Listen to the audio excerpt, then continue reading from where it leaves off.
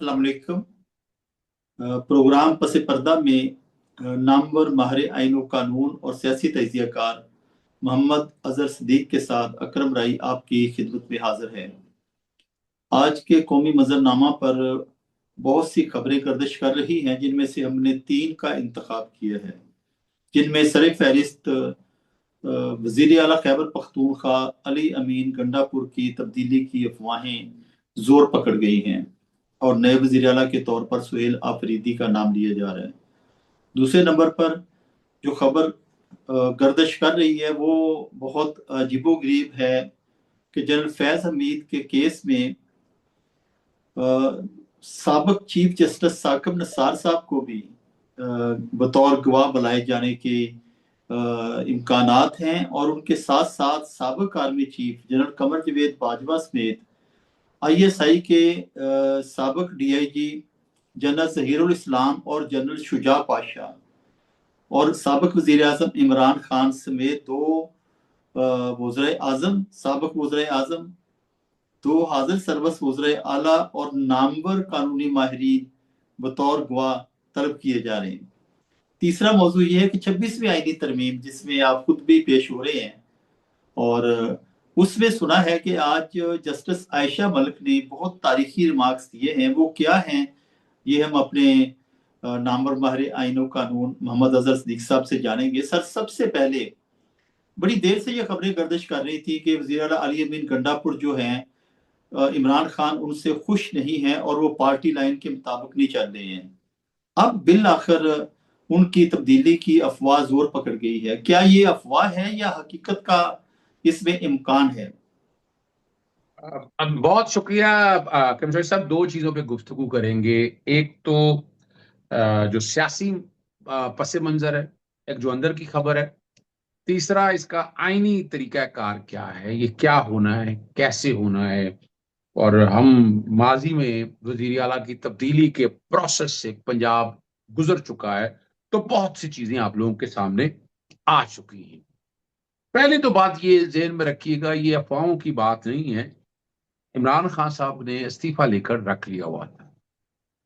ये बात बड़े बावसूख जराये से भी है, ये मौजूद है। ये आप ब्रेकिंग न्यूज दे रहे हैं? जी बिल्कुल ऐसा ही है। और ये इस्तीफा बाकायदा मेरी इतलात के मुताबिक इस्तीफा दे दिया गया है। और उससे अगला प्रोसेस मैं बता के भी चलता हूँ। ये गवर्नर को भिजवाना है, गवर्नर ने मंजूर करना है, और टाइम लिमिट है। ऐसा नहीं है कि आप अनलिमिटेड पीरियड के लिए इसे रखें इस्तीफा। अब ठीक है ना जी। और इसके साथ दूसरी चीज जो असेंबली डिसॉल्व करने के हवाले से, उसमें भी टाइम लिमिट का अपनी मौजूद है। इसके साथ इलेक्शन का प्रोसेस जाके मैं गुफ्तगू आगे करूंगा कि कितनी पहले तो टाइम लाइन था, अब टाइम लाइन नहीं, आर्टिकल 130 के तहत यहां जो है अपना अफरीदी साहब के बारे में बड़ा वाज़ेह तौर पर क्लियर था। वो वांगे दो हल खुल के बात कर रहे हैं, नौजवान है। और वो वजारत आला में अगला जो 2 प्रोसेस चल रहे हैं ना, वो बड़े खतरनाक है।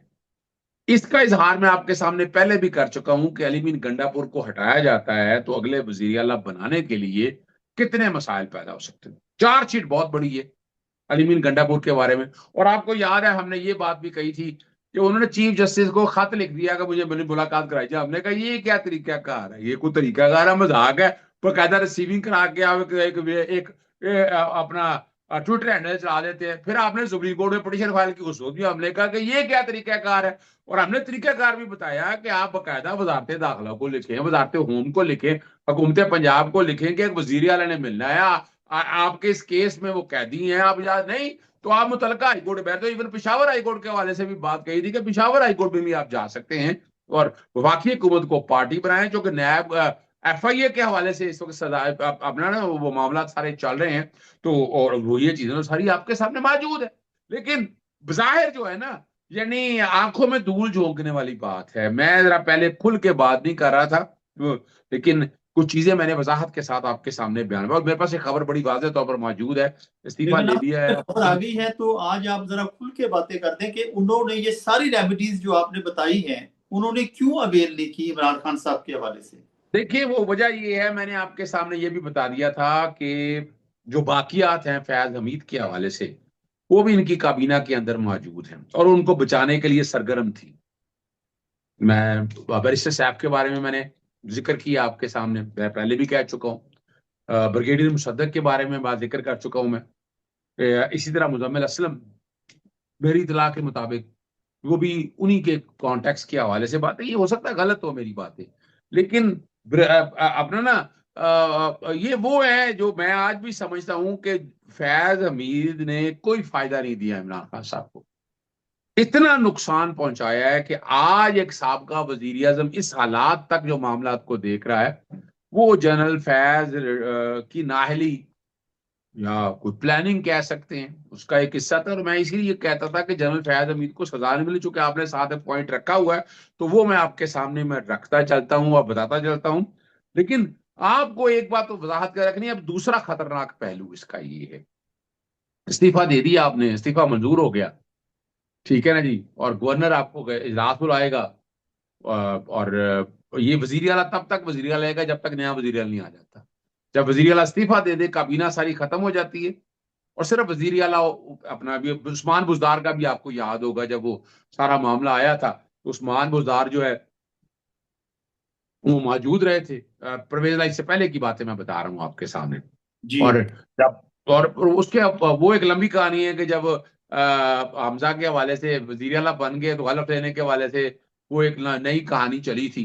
लेकिन मेजोरिटी के तौर पर आपको आना है, और आर्टिकल 130 सब आर्टिकल 4 और आर्टिकल 130 डील करता है सारी वजीर आला से इंतखाब से लेकर काबीना के सारे प्रोसेस के तहत, उसके तहत ये सारा होना। और ये टोटल मेजोरिटी में से जो टोटल मेंबरशिप जो इस वक्त है ना, और उसमें से मेजोरिटी लेना है, और मेजोरिटी का इंतखाब होगा, उसी वक्त वोटिंग होगी।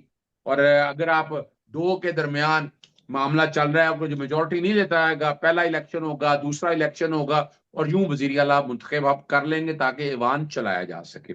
जब यहाँ प्रॉब्लम यहाँ ये है कि 22 अरकान, जिसका जुनेद अकबर भी जिक्र कर चुके, और आप और उस मुलाकात के अंदर हमने प्रोग्राम किया तो उसमें सारी कहानी मौजूद थी। जी। वजीरों को हटाना, महकमे तब्दील करना, वो भी आप लोगों के सामने एक एक चीज आ गई थी। फिर जलसे की नाकामी का भी जिक्र, यानी ये सारी चीजें जो है ना इकट्ठी हो चुकी थी।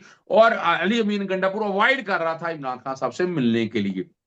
अब ये ग्राउंड ये पे सारी चीजें आ ये चुकी हैं। ये लावा तो बड़ी देर से पक रहा था पीटीआई के अंदर अली अमीन गंडापुर के खिलाफ। मेरे ख्याल में ये आतिशफशां फटा अब है। देखिए, मैं एक बात बताऊं आपको, अभी एक और कहानी साथ जो चल रही है। अपना बैरिस्टर गौहर इस पे वो बात कर रहे हैं जी, ठीक है जी, कि फासले जो है ना पार्टी सारी करेगी, और इमरान खान साहब की मुशावरत के साथ करेंगी, और वहाँ गुफ्तगू करते हुए उन्होंने जो बातें सारी कही, ठीक है ना जी। और पहले तो डिनाई किया था, लेकिन अब उन्होंने कहा है कि तब्दीली का फैसला किया है, और और इमरान खान साहब के जो कहेंगे उनकी मंजूरी से ये फैसले किए जाएंगे। यानी बैरिस्टर गौहर को शायद हालात को कुछ और तरफ लेकर चलना चाहते हैं, लेकिन अग्रेसिव मोड इस वक्त ऑन है। बैरिस्टर गौहर के बारे में भी आपके सामने इमरान खान साहब ने बता दिया था, हमें कहने की जरूरत नहीं है उस हवाले से। लेकिन मैं तस्वीर का एक दूसरा रुख रखना चाहता हूँ, जैसा आपके सामने वो समझना आपने। अब मेजोरिटी लेनी है। अब मेजोरिटी में फर्क 22 सीटों का है। पाकिस्तान तहरीक इंसाफ बतौर पार्टी इस वक्त एग्जिस्ट नहीं करती, ना सुन्नी ताकत काउंसिल है, मखसूस जिससे आपसे ले ली गई हैं। अब यहां पर अगर फर्ज करें कल वजीर अला का इंतखाब होता है और आप वोट नहीं देते, तो डिफेक्शन नहीं लगेगा, जो कि पार्टी की डायरेक्शन का मसला नहीं है। अब तो वो 22 इस्तीफों का जो नाम उन्होंने इसलिए लिया, नाम चेहरे लेके आए, इसलिए जुनेद अकबर की गुफ्तगू में बहुत कुछ था, उन्होंने वो लेके आए नाम। चले फर्ज करें अगर वो 22 आपके साथ नहीं मिलते, तो इसका मेरी इतला के मुताबिक मौलाना फजलुर रहमान को एक्टिव कर दिया गया इस सारे प्रोसेस के हवाले से। और शायद ये वजारत आला उनकी मर्जी के बंदे में झोली। दूसरी तरफ अपोजिशन जो है ना, अमीर मकाम तो नवाज दिया गया था, लेकिन वजारत आला के हवाले से मौलाना फजलुर रहमान को उन्होंने अपना उसके कार्ड दे दिया उनके पास। ग्रीन और उन्हें ग्रीन सिग्नल दे दिया गया है मौलाना अब फजल ग्रीन, रहमान। तो अब बुनियादी तौर के ऊपर के वो आगे आए और वो आगे कैंडिडेट दें। अब नजर यही आ रहा है कि ये बड़ी एक लंबी जंग चलनी है। इसमें ये ना हो जाए कि वजारत आला ही या हुकूमत जो है ना अपना पाकिस्तान तहरीक इंसाफ के हाथों से निकल जाए। ये बड़ा ध्यान से फैसला करने वाला होगा, बड़ा आर्टिकुलेट करके करना होगा।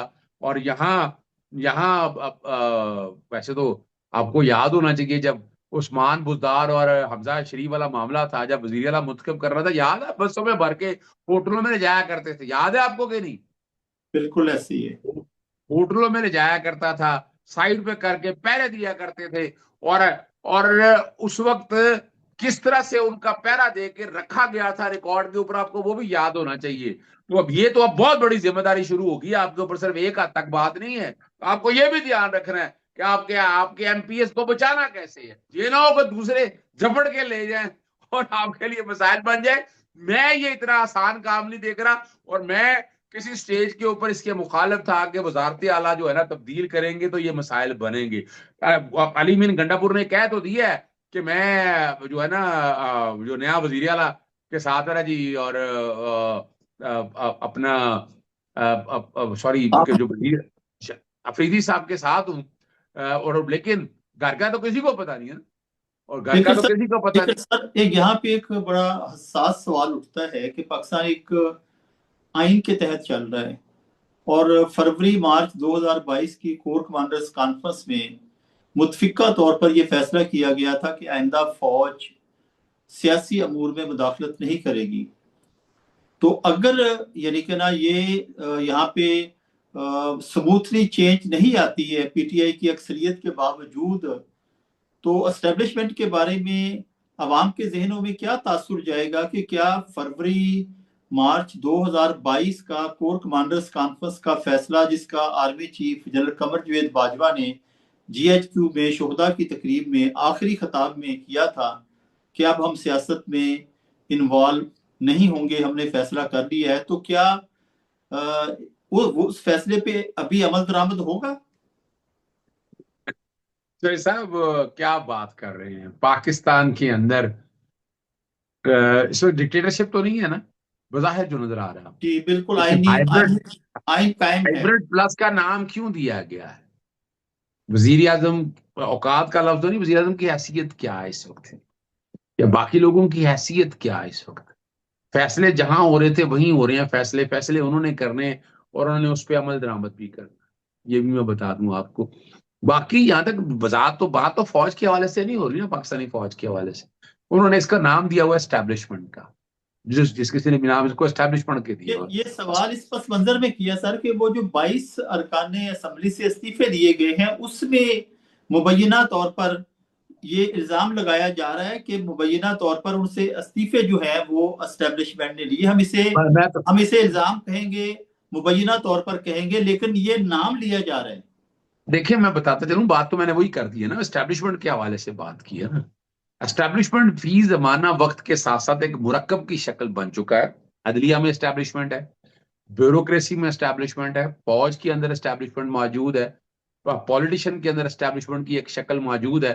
तो ये सारा जो बैठकर जो यानी सिर्फ खाली हम वो जो कोर कमांडर्स में हवाले से जो हुई ना बात, वो तो कहेंगे हम तो कुछ नहीं कर रहे, पाकिस्तानी फौज तो कुछ नहीं कर रही है, वो तो तरीकाकार यही रखा जाता है ना।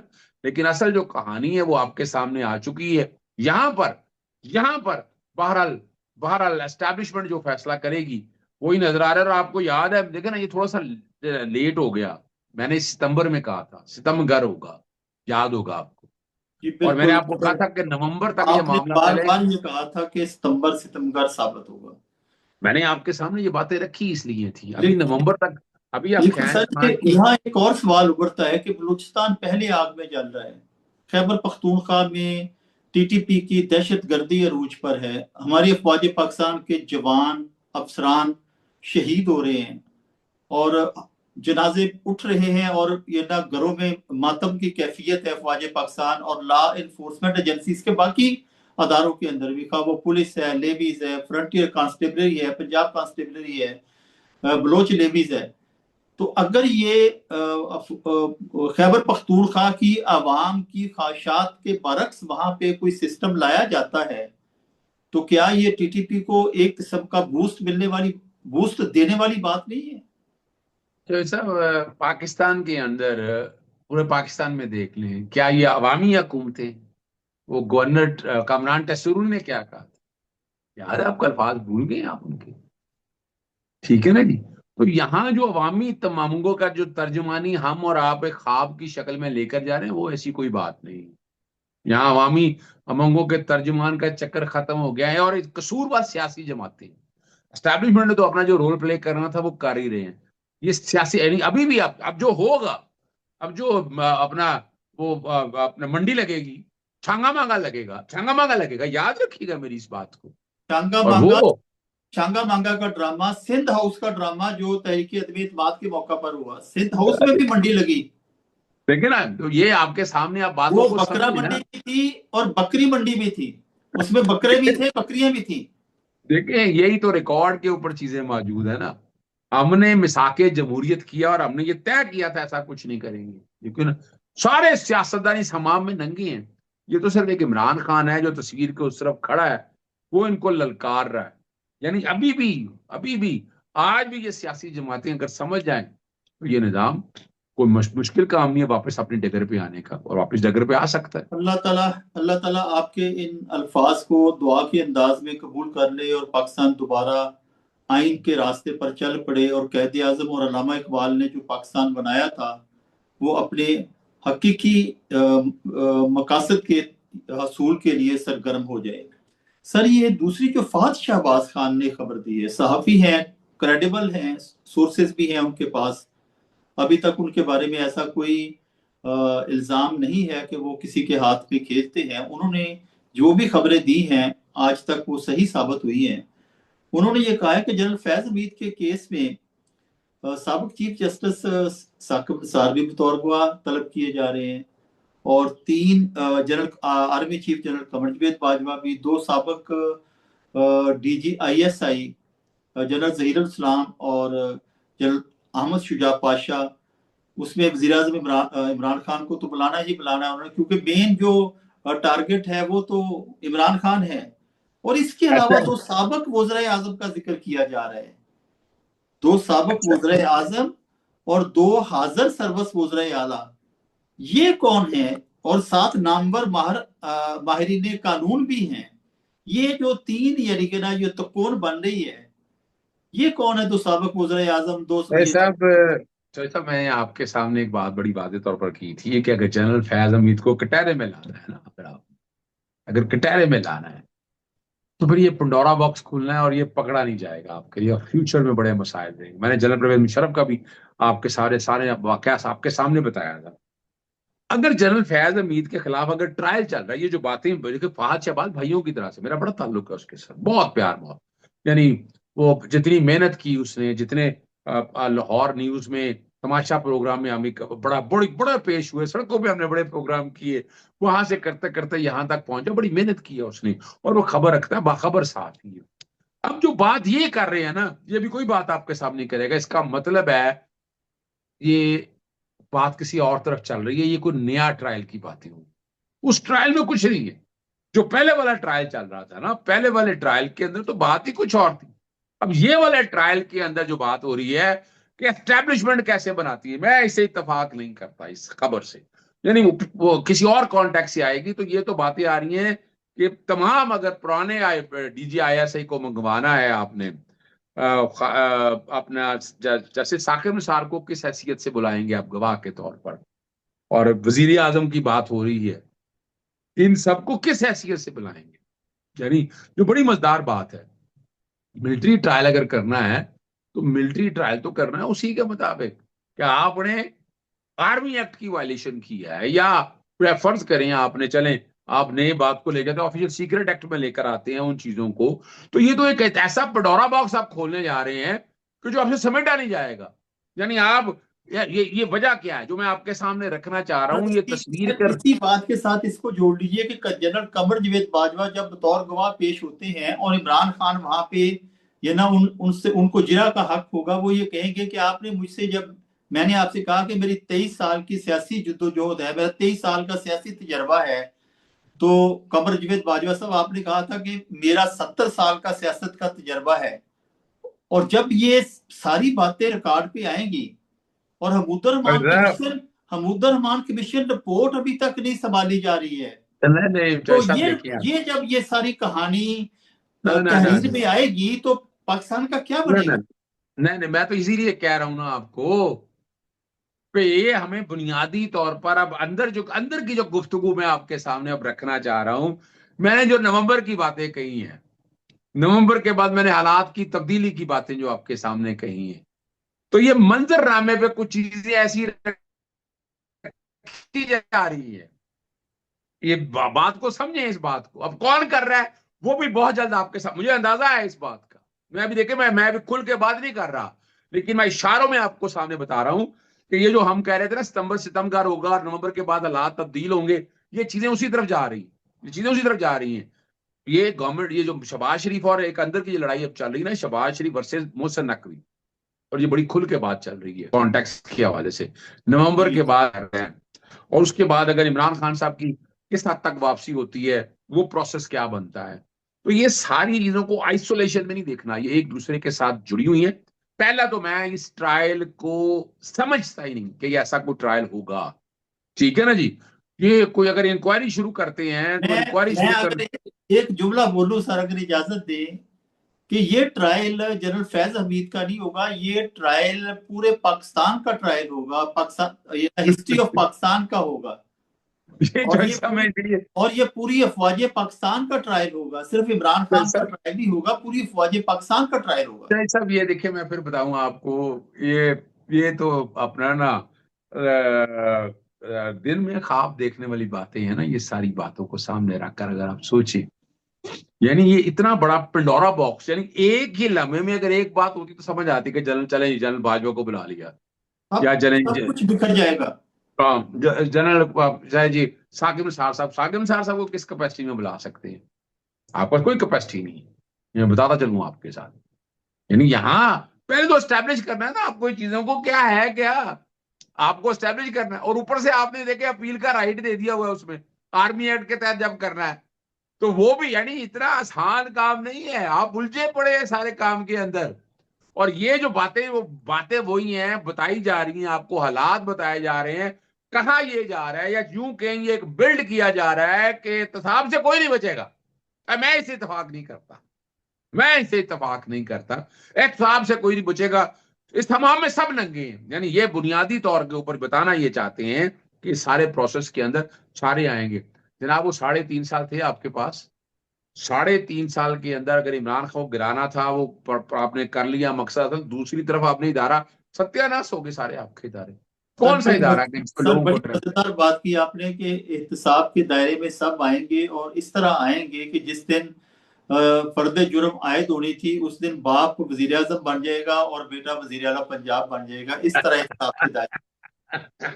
पाकिस्तान के अंदर, मैं सच बताऊंगा आपको, पाकिस्तान में एहतसाब से चिढ़ हो गई है मुझे, मुझे चिढ़ हो गई एहतसाब के लफ्ज के ये साथ। सदी का लतीफा है सर, ये इट इज द हकीकत, जोक और ऑफ द क्या सेंचुरी। नहीं। यानी मुझे ये बताएं, इतने बड़े बड़े जिन्होंने करप्शन के अंबार, बड़ी बड़ी बातें आज कहाँ है, जिनकी बड़ी बड़ी फाइलें दिखाई गई थी, बहुत सी एंकर्स को, मेरे सामने भी बहुत सी चीजें मौजूद थी, सारा कुछ देखते रहे, आज ये सारे हमाम में सभी के सभी रंगे हैं, और आप कह रहे हैं कि इसमें हमको निकाल, ओ भाई कुछ नहीं निकल रहा है इसमें से। ये सिर्फ और सिर्फ गालिब दिल के बहलाने को, ख्वाब अच्छा है, ख्याल अच्छा है, जो मर्जी आप बात कह दें, इससे मसले नहीं हल आपकी होंगे। बातों से ये अंदाजा हो रहा है, अगर मैं ये ना गलत हूं तो मेरी आप तस्हीह कर दें, कि इस खबर को निकालने वाले उनके मकासद कुछ और हैं, और ये खबर फकत एक कैमोफ्लाज के तौर पर बाहर लाई गई है। देखिए, मैं बताऊं ना, आपको भी पता है ना, कागज बनाना को मुश्किल काम है, एक इंक्वायरी की शक्ल बनाकर एक कागज फ्लोट कर रहा है। मैं फाश आवाज 100% उसके बाद कोई ना कोई चीज आई होगी, ये मैं बता दूंगा आपको, ऐसे नहीं बात कर रहा।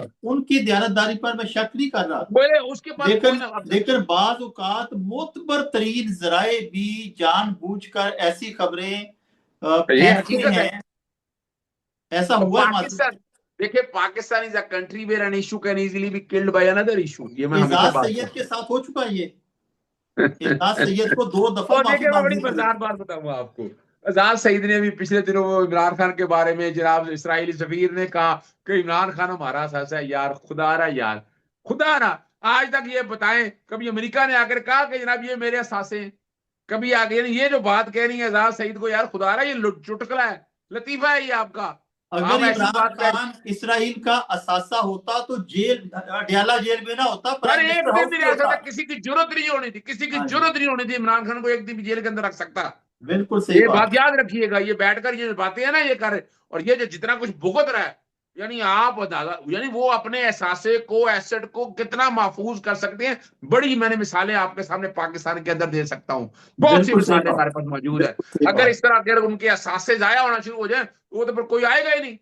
यानी और यहाँ आप देख लें जो असासी है उनको बचाए, अब मैं नाम नहीं लेता, आप सबको पता है नामों का। बिल्कुल सही बात। और एजाज सैयद साहब की तहकीकी सहाफत की मेराज थी सर, के जब उन्होंने मोहतरमा हमारी ये ना माँ बजा है, हमारे लिए काबिल एहतराम है, मोहतरमा कलसूम नवाज मरहुमा की कब्र में लेट कर उसकी लंबाई चौड़ाई और ऊंचाई की लाइव ये ना उसने रिपोर्टिंग की थी।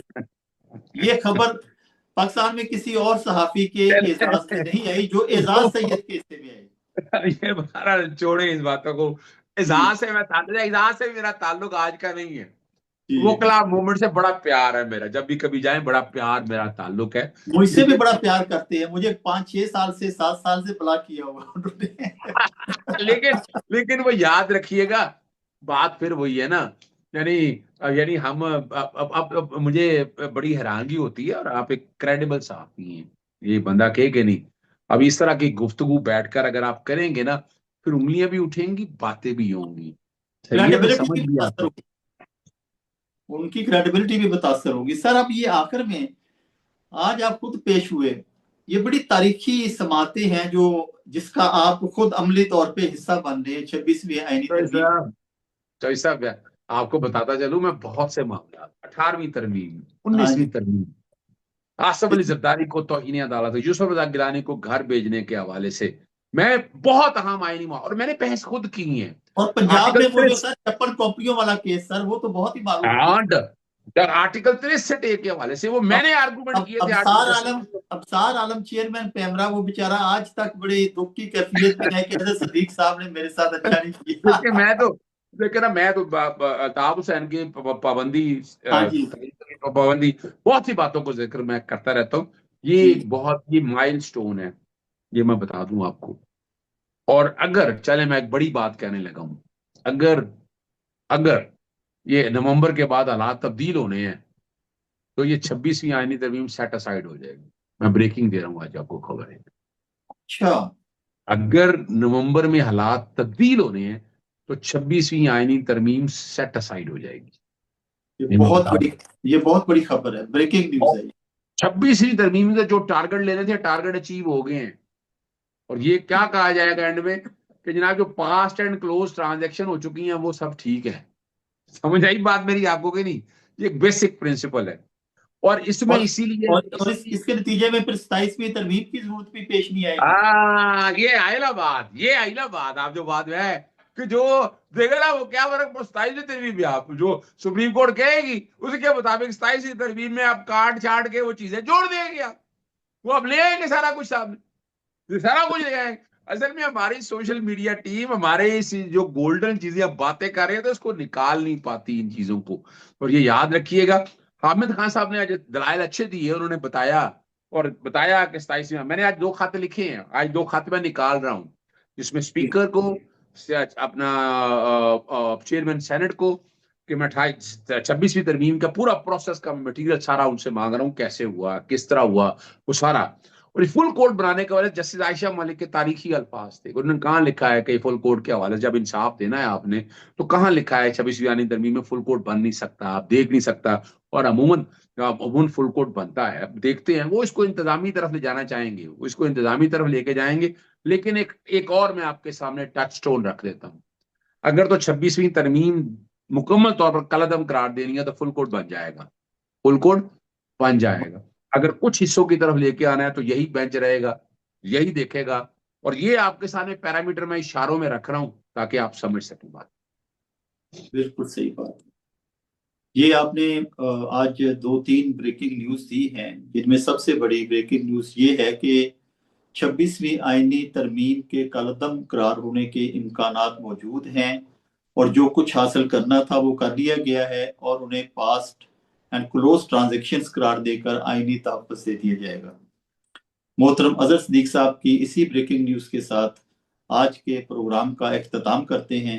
अजहर सिद्दीक साहब और अकरम राई को इजाज़त दीजिए। इंशाअल्लाह कल नए प्रोग्राम के साथ, नए मौज़ूआत के साथ और केस की समाअत की नई जो इंफॉर्मेशन है 26वीं आईनी तरमीम के हवाले से, वो अजहर सिद्दीक साहब से इनसाइट इंफॉर्मेशन लेंगे।